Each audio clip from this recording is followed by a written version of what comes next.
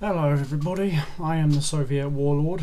Now you're probably going to be wondering what this game is. It's Hitman Absolution, as you can probably tell. I picked this game up a couple of weeks back. I've been playing it ever since and I've been getting quite far. Now I've actually completed it on normal. Now this commentary is not live, by the way. I did do it live, but unfortunately my sound was way too quiet and it was really echoey. It was like it was in the background. It sounded kind of dreadful, so I decided I'm just going to change and do it this way instead. Anyway, I figured that I would play this game as a run through, a let's play. Yeah, skip that. For years, Diana was my Yeah, I'm just going to do a let's play of this, but this time I'm going to bump it up to hard. Now, I've never played hard before. Or I've never done it before then. I know the ins and outs of every level, but I've never actually done it on hard. And I'm just going to test this and see whether this quality is coming out alright, because I'm going to be really pissed off if it isn't. Alright, yeah, I just checked, it's coming out fine. I don't know what it is, this sound recorder thing is just... it's dreadful. I better just turn the sound down for this game, otherwise you're probably going to hear it reverb in the background. Perfect. So yeah, I played all the other Hitmans, you know, Blood Money, I played Contracts. Hitman 2 is a pretty good one.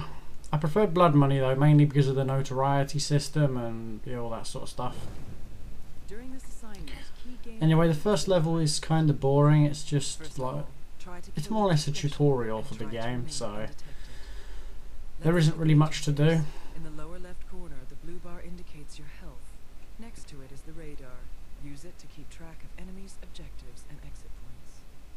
In the lower right corner, you can see what weapon you have selected and if So I did some long play sessions on this game, so I've actually got a long time to talk to myself. I'll tell you what, I think I've got about 3 hours of recorded gameplay for this. 3 hours is a long time to be sat talking to yourself, so I'm going to do this in sections. The tutorial, as I said, is really boring. You basically go in here, pick up this wrench, throw it at the buckets over there, like I do here. Throwing items is an extremely effective way of getting past guys, even if it looks as though there's no way to get past them. Chucking an item, throw an item, that's just forever. You throw an item, you win, as simple as that. Aim for the head, then increase your precision by steadying. Yeah, the aiming system is a little bit different in Hitman. Remember to hide the body. I'm not going to lie though, in some parts of this Let's Play I do have a couple of really like heavy-handed firefights. I mean, I can't just do it all stealth. I mean, where's the fun in that? But I do get a couple of silent assassins, just to let you know, so if you want to use my Let's Play as a silent assassin guide, go right ahead, I don't mind. Clean kill. Notice the fiber wire allows you to drag your target immediately. I actually found out that instant drag trait is a very effective a very effective way of getting rid of bodies, because instead of having to kill them and hold on to them and all that sort of stuff, you just kill them and drag them straight away. It's really easy.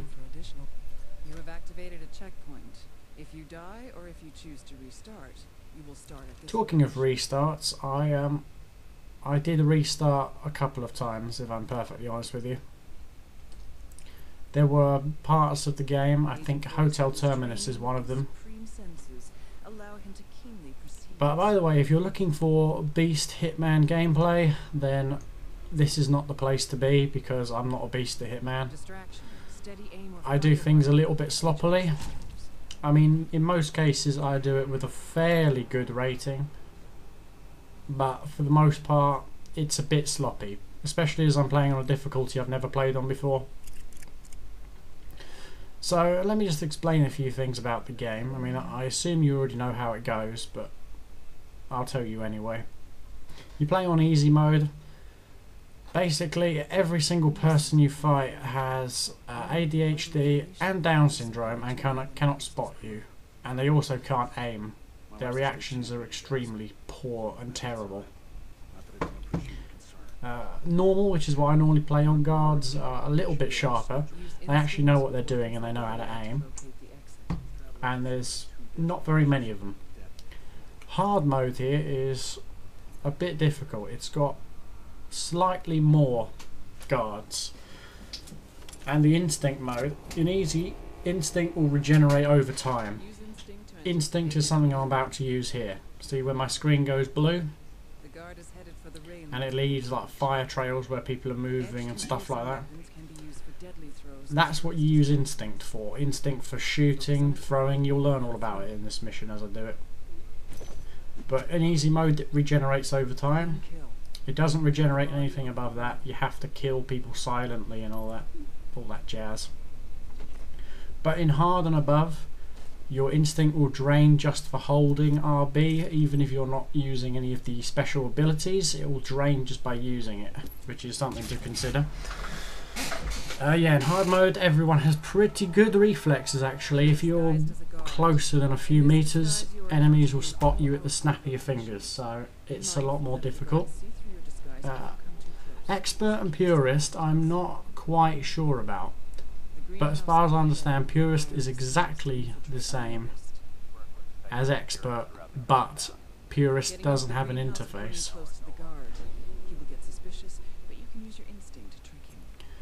As you just saw, I used Instinct there to blend in. The attention display, the guards up ahead will become suspicious, and you are too low on instinct to blend in past them. Try to look for another. What basically happens is if you're wearing a disguise like I am, and you walk in front of somebody who is the same profession, if he is a guard, if he's a gardener, or whatever, if you are wearing the same outfit as him, and he looks at you, he will become suspicious. People who are not of the same profession will not become suspicious. They'll just simply pass you off as anyone else.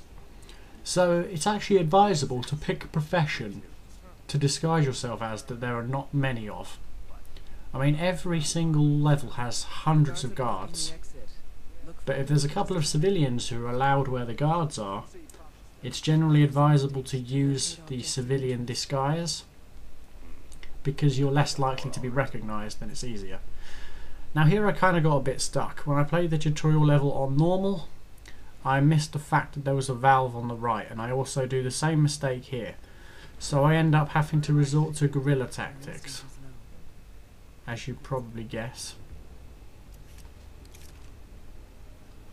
I keep thinking that I could shoot that pipe for a distraction. You can't.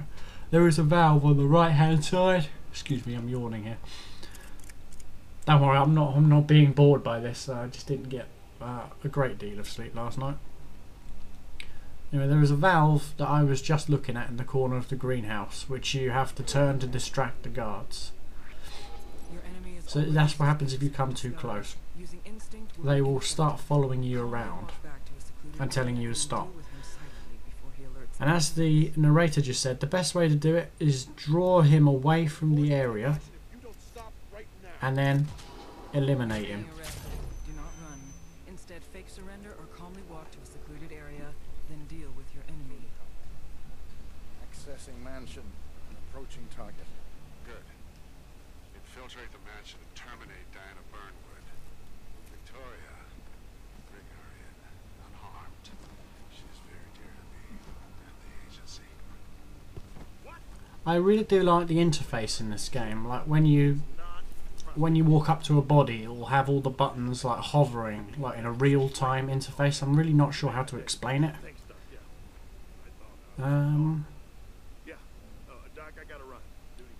Basically, the controls, the prompts, the hints, they all update in real time as of what you're doing, which is what I really enjoy about the interface. It's much more easier to navigate than it was in, say, Blood Money or Hitman 2. But I am a fan of the old school days. Either find a new disguise or try to remain undetected. You know, when games were really, really challenging. Now, when I kill a boss, it's just like, oh well, I killed the boss. Well, game over. That's fine. It's like that. The mansion guard disguise gives you full access to the mansion interior.